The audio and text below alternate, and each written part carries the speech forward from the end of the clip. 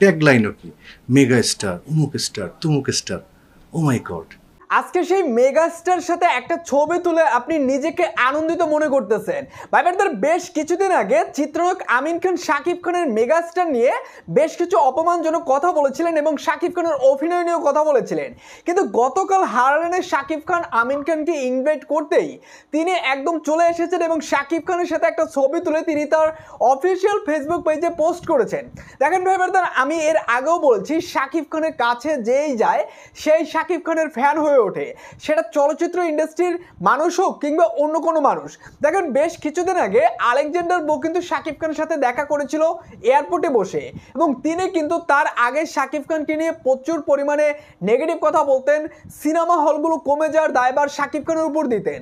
যখন এয়ারপোর্টে বসে শাকিব খানের সাথে তার দেখা হলো এবং শাকিব খান তাকে যে ভালোবাসা, যে সম্মান দিল, তারপর থেকেই কিন্তু চিত্রনায়ক আলেকজান্ডার বো বিভিন্ন ইন্টারভিউর মাধ্যমে শাকিব খানকে নিয়ে নানা ধরনের সুন্দর কথা বলে।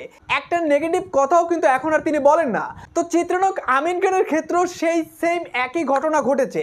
দেখেন ভাইবারদের, গতকাল যখন হারলেনের সেই অনুষ্ঠানে আমিন খান আসলো এবং শাকিব খান তখন তাকে যে ভালোবাসা, যে সম্মান দিয়েছেন, সেটা থেকে আমিন খান এখন শাকিব খানের বলতে গেলে একরকম ভক্তই হয়ে গেছে।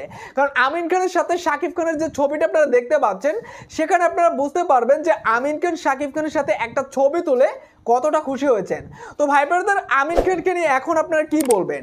শাকিব খানের সাথে তার ছবিটা দেখে আসলে আপনাদের কি মন্তব্য হচ্ছে অবশ্যই কমেন্ট করে জানিয়ে দেবেন।